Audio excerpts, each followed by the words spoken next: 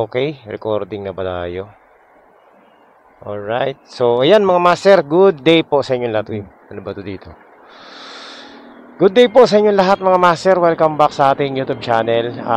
Today is, ano ba ngayon? Tuesday, February, yan, 2025. At ang oras ay alas 10 ng umaga, so 9:57, February 4. So ngayon lang tayo babiyahe mga master.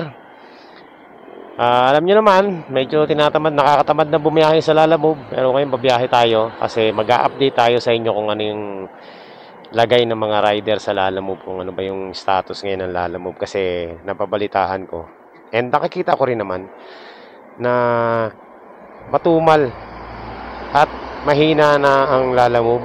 Kasi tinan mo, konti na lang yung mga booking na lumalabas, tapos meron man hindi rin kinukuha ng mga rider sa kadahilan ng mabababa yung fare ng Lalamove, no? Ayan, no?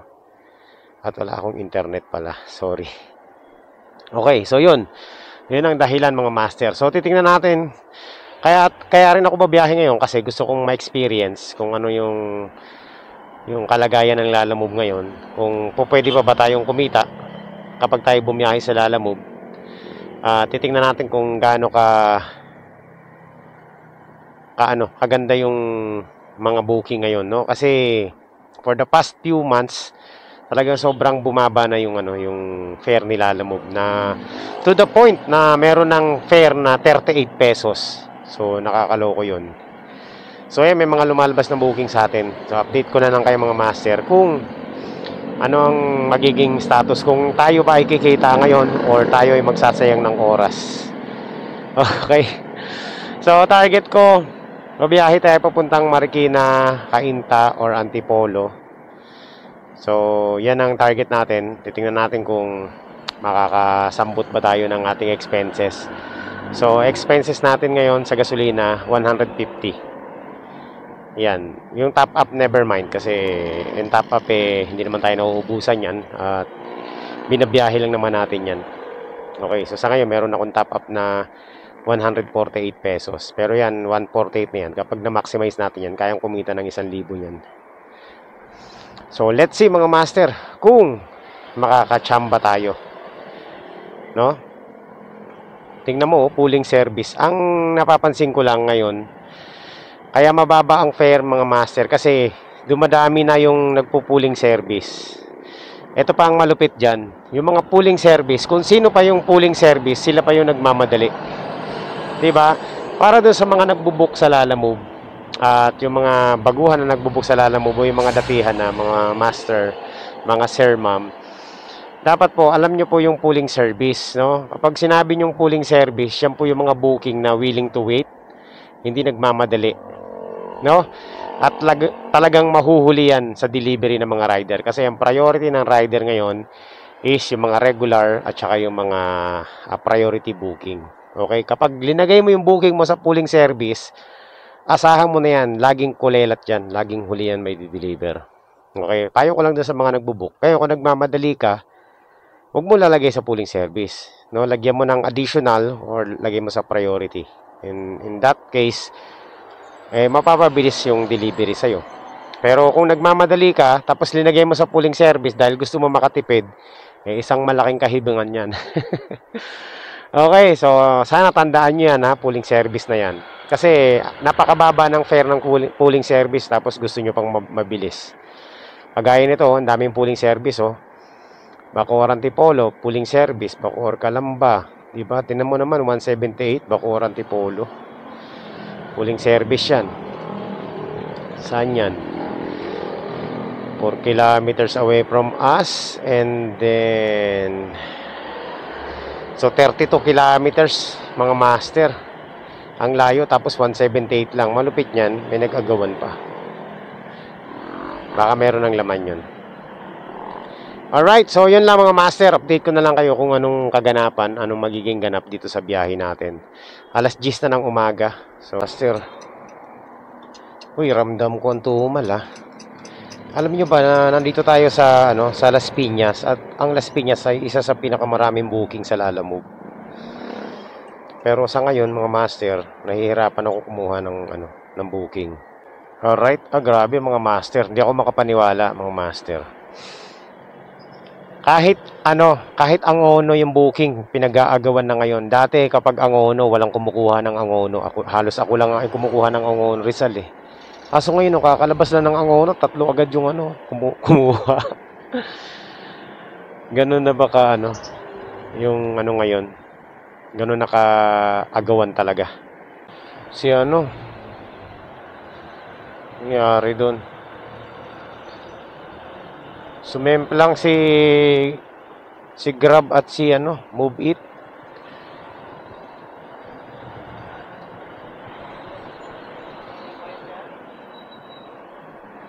Para nag-alangan siya dun sa nakaangkas, sa may magkaangkas kaninang bata.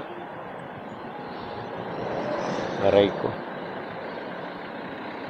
Napasama pa.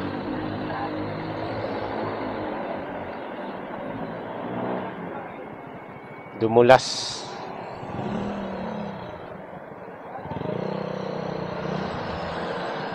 Okay lang. Wala namang malalang tama. Grabe. Ang hirap kumuha ng booking kahit short ride mga master.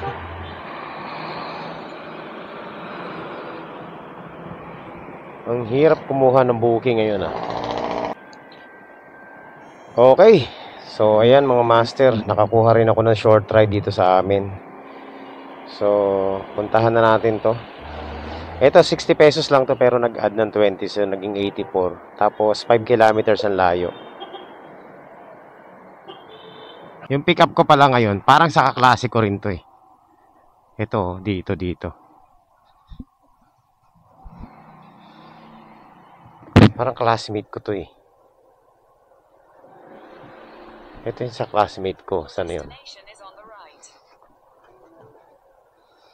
Hindi ko sa kaklase ko. B. Block 11, lot 17. O tama. Apo.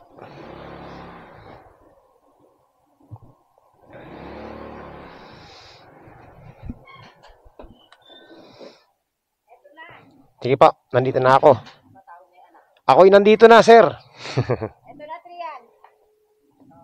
Okay. Paantay na lang ako. Tatawag ako pag nandiyan na ako. Sa natin? Sa drop off. Hindi ko lang alam kung saan banda rito. Tingnan natin sa ating app. Boss Cargo. Ito na nga. Dito na.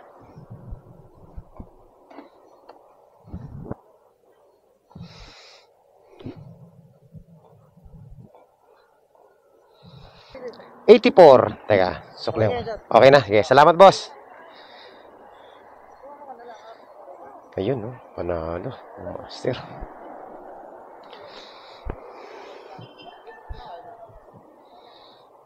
Sabi ni 100 eh. So, kung kailan nakapag-decide tayo na wag tayo mag-long ride, tsaka naman may lumabas na booking na ruta natin. Antipolo Las Piñas, 199 pesos. Gas naman, Naunahan tayo, sayang, Sayang. Naunahan tayo, mga master. Okay na sana yun, eh. Kukuha sana ako ng papuntang Marikina kasi maganda yung fare, kaso naunahan tayo. Ayan, mga master, meron na tayo nakuhang booking. Short ride booking lang to. Tawagan natin. Natin? On the way for pick up. Okay. Sa harap sila ng Dali Store, kuya. Dali Store dito sa may Okay. Sa Judicial Avenue, di ba? Pila Street, basta may Dali. Yan ang tapat. Okay, sige. Sige ma'am, alam ko na yan. Thank you. Sa tapat daw ng Pelais.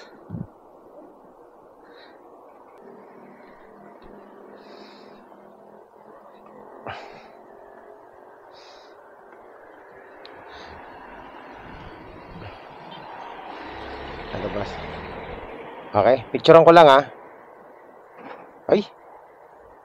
Ayaw. Sige sir. Okay na. Yan mga master, meron tayong booking ulit. Short ride papunta dun sa amin. Tayo.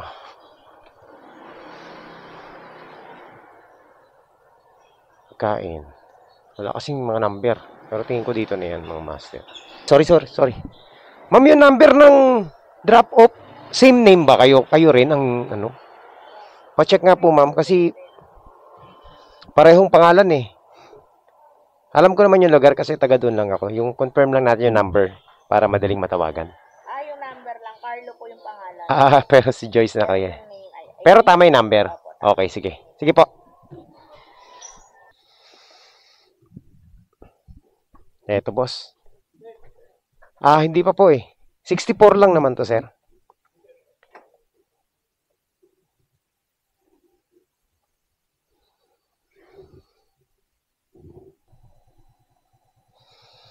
Okay na.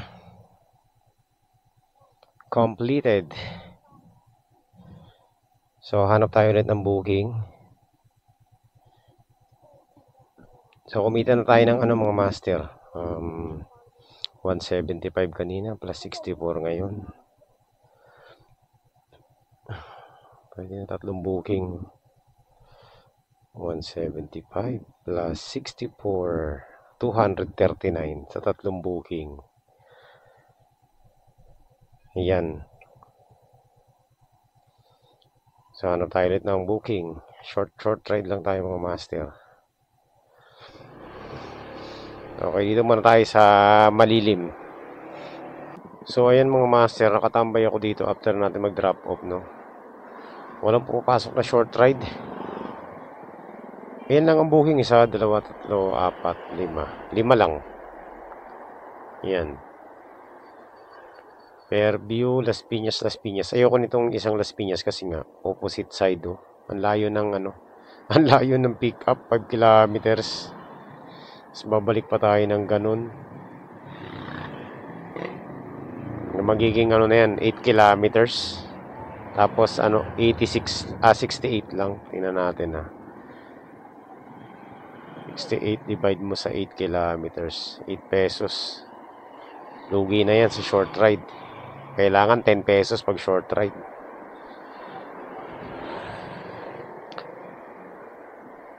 So, ayan. Nawala tayo ng booking. Alas 12 na. Mag 12:30 mga master. Dalawa na lang. Walang pumapasok. So, matumal dito. Ayan, no? Ayan mga master. Wala nang booking na pumapasok. Ang bihira, ang tumal, oh. Isa na lang. Ano ba? So, ayan mga master. Kakatapos ko lang magmerienda. So, ayan. Dito tayo sa may C5. Sa bilyar. Ngayon, meron ako nakitang booking papuntang Cainta. Ito nakakatawa mga master. Di ba mababa yung service quality ko? Hinintay ko mag 3 seconds. Kasi meron ng dalawa na nag-aagawan. Hinintay ko mag 3 seconds. Tapos sinwipe ko, sinubukan ko lang. Ayoko naman talaga kunin. Ayun, nakuha natin. Hayop. Hayop na yan. So, nakuha natin mga master. Kaya, ang gagawin natin ngayon, pupuntahan talaga natin to. So, meron tayong long ride ngayon, papuntang Cainta. Tirahin na natin. Ano to ilang beses ko na na-pick upan mga master. Ayan, Yan, matagal ko na, Diba? Matagal na akong pumick up sa kanila. Mga documents lang to mga master. So, puntahan na natin mga master. Kliyente ko na rin to, no? Naka-4 na pick up na tayo sa kanila. Yung natin dito pick up, to online seller. Kung anong online selling. So, ilang pick up na tayo dito. Dati, naka-pick up tayo dito. Bag, kung ano-ano. Andito yan. 2, 1, 2, 4. Ano po ba yan? Pick up. Pick up po ba yan? Oo. Kay Dean? Geraldine.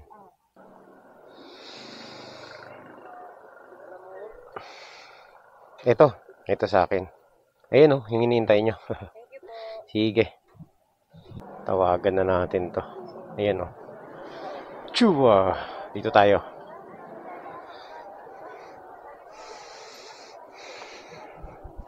Tawag tayo. Para sa pick up. KitKat. Ayan.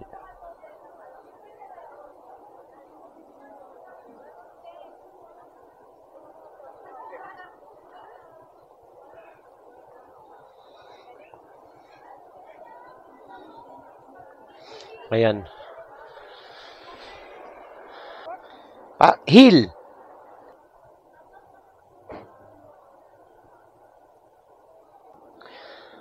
Ayan. Pinapaakyat ako sa second floor.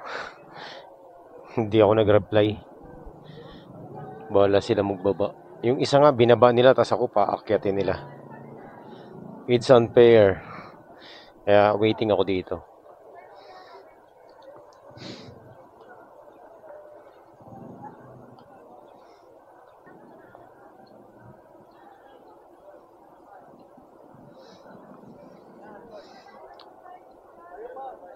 Oh, yan. O, diba?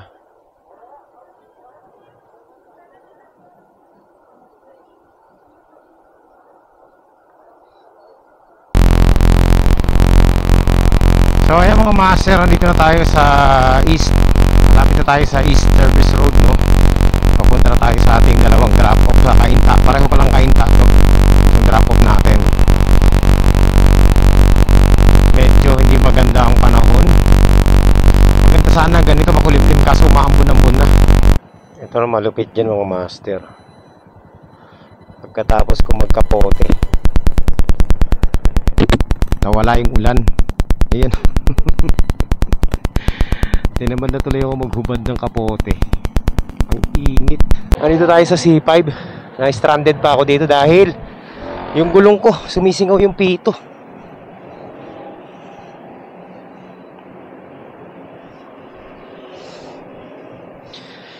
Ano, tawag nito? Ang pangit talaga kapag may kapag may tire sealant, nakakasira ng pito. So, yung pito ko,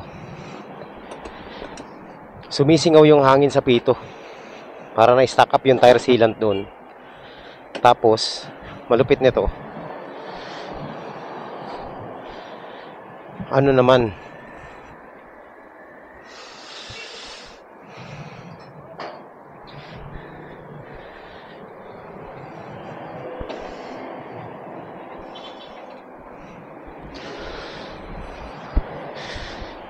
ayaw matanggal nung valve sa pito para na-stack up yung sealant doon. So hindi ko siya malagyan ng hangin, hindi rin naman matanggal yung valve. Lilinisin ko sana.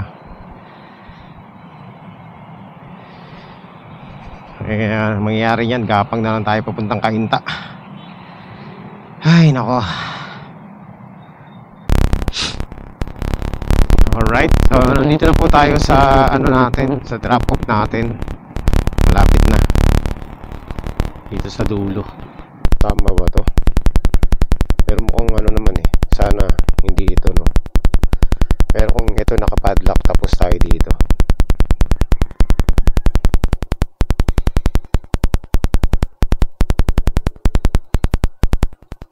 Hello po, Lala Move Delivery po.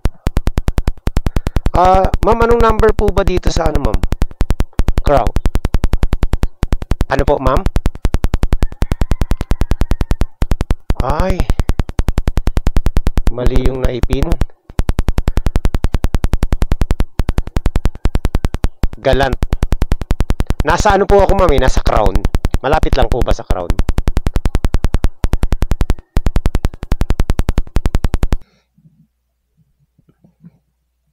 Hello po, ma'am.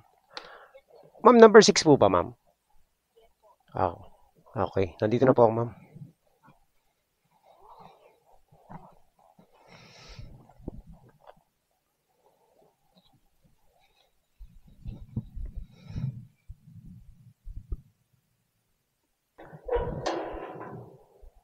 Ayan, 189 lang. Teka, ma'am, suklihan ko lang. 89. Okay na po. Sige, salamat, ma'am.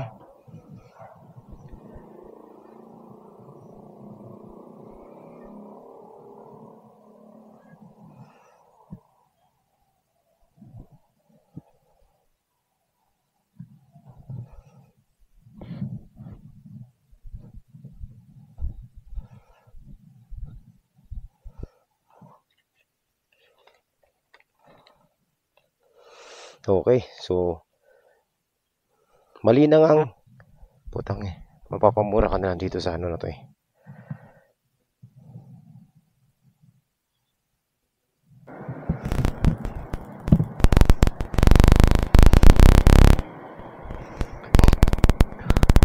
Oops, yung ano natin ngayon mga master, yung kliyente natin ba?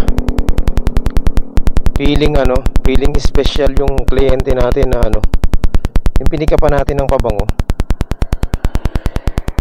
Bad trip.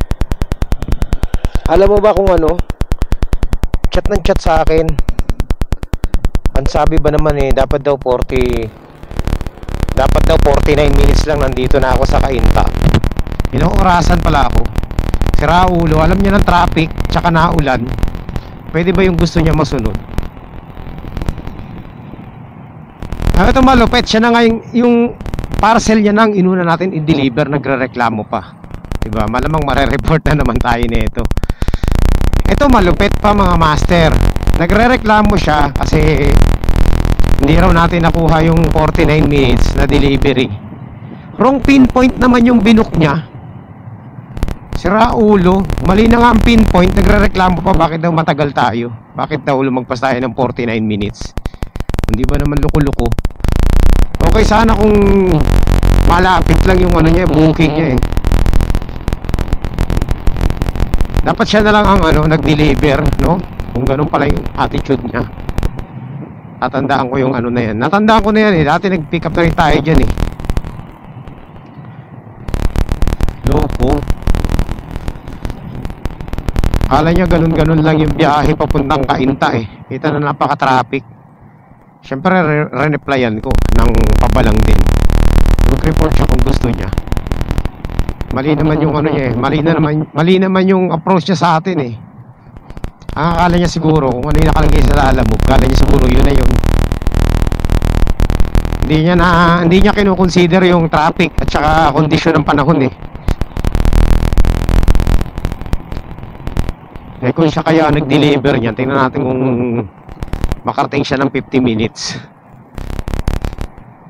Loko din.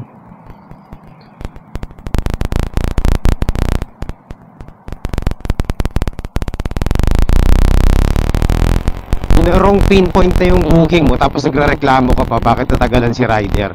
Eh kung di ba naman siya loko-loko, pinapunta niya ako sa maling address. Expect niya na tama yung pupunta. Expect pa niya na ano, na tawag ito, na mapabilis tayo. Alright. So ayan mga master, nandito na tayo sa ano, sa ating drop off. Parang familiar sa akin 'tong drop off natin. Parang dito pa rin, nag-drop off na ako dati dito eh. Siya nga rin yung dati nating ano eh.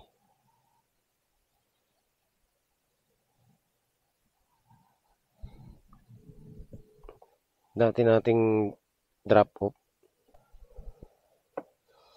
Naku, yung bata. Yung bata. Nasub-sub.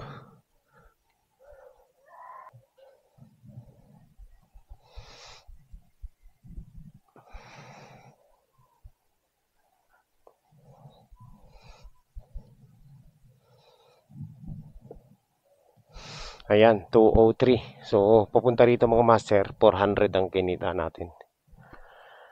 Not bad, di ba? Nakahabol pa rin tayo sa kitaan.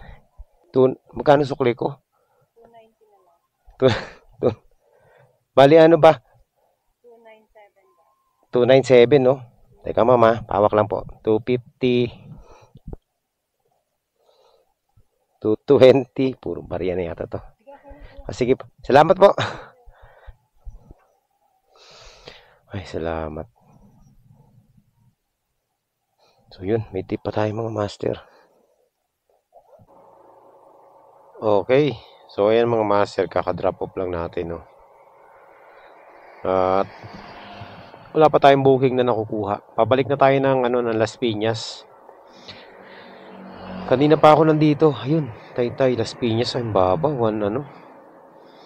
146. Grabe naman, sobrang baba nun. Talo. 20 kilometers.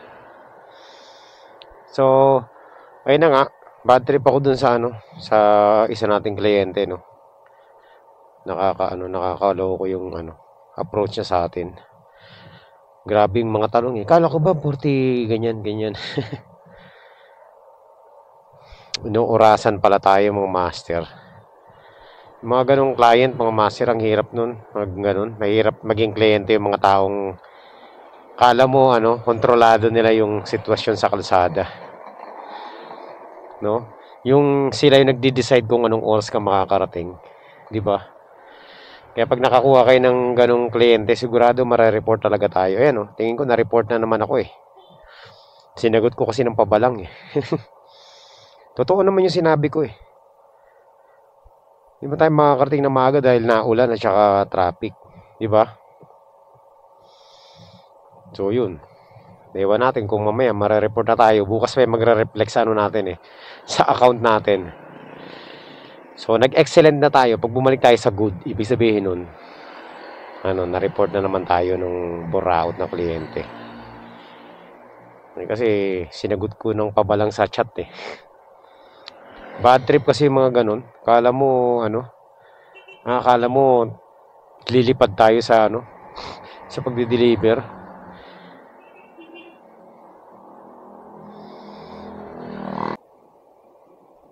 Grabe, napakatumal dito sa Cainta mga master. Wala man lang ako makitang booking na papuntang south. Wala mga master, gustuhin man natin makakuha ng booking, kaso wala talagang lumalabas papuntang south. Ang tumal dito sa Cainta papuntang Parañaque, Las Piñas, puro Antipolo, Pasig, Cainta, Muntinlupa, Pasig, Parañaque, kaso lang ang layo ng pick up. Ayan. So mga master, nandito na tayo sa Pasig. Ayan okay, welcome to Pasig. Pero yung mga booking, ganun pa rin wala pa rin booking. Merong Pasig, Parañaque, kaso lang papasok tayo dito sa loob ng building na to. Ayoko, hindi naman naka-queuing service. Tapos credit wallet. Akit ng elevator. Diyos me, ayoko nyan. Wala Okay, nandito na tayo sa sa Taguig at napaka-traffic na. Ito na 'yung sinasabi ko. Inaabot tayo ng hapon eh. Agoy.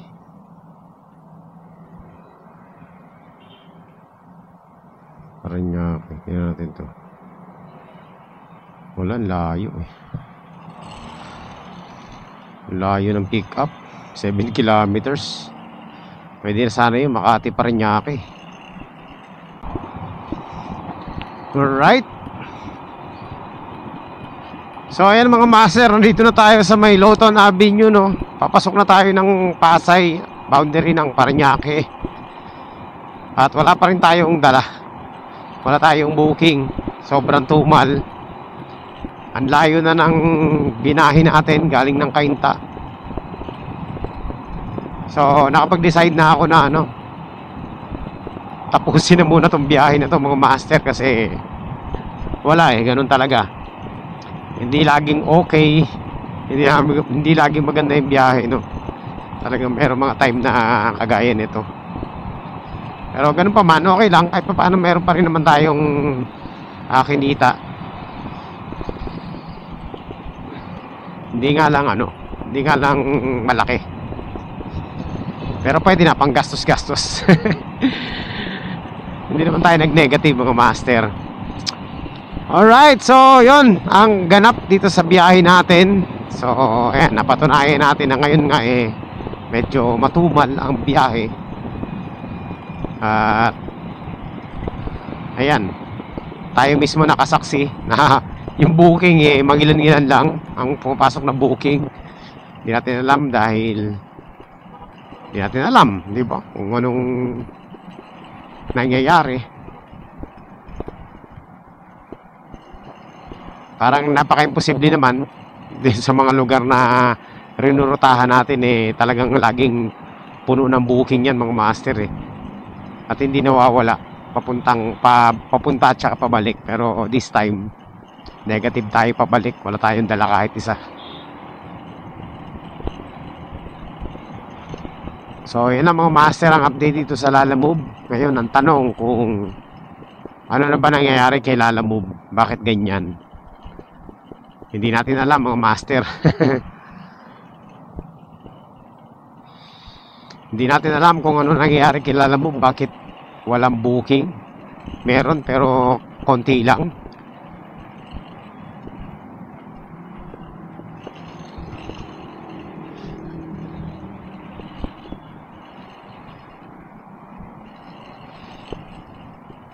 Siguro kasi yung mga yung mga online seller baka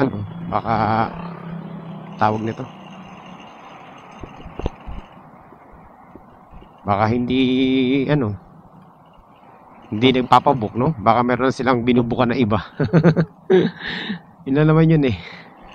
But anyway, tingnan pa rin natin sa mga susunod na araw kung anong magiging status natin dito sa Lalamove mga master. So update ko na lang kayo from time to time kung babiyahe pa tayo sa Lalamove. So sa ngayon ayan, tama yung hinala natin na medyo matumal-tumal talaga si Lalamove ngayon. O nagkataon lang na hindi maganda yung pasok ng booking sa atin, no?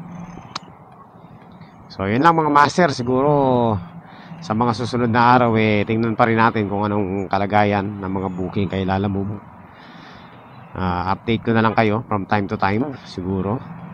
So for the meantime, tatapusin na muna natin yung vlog natin ngayong araw na ito. At yan, maraming salamat po sa inyo lahat sa pagsama nyo rito sa ating biyahe. Medyo palpak ang biyahe natin. Magkita-kita tayo ulit sa susunod na updates. At maraming salamat sa lahat. God bless po.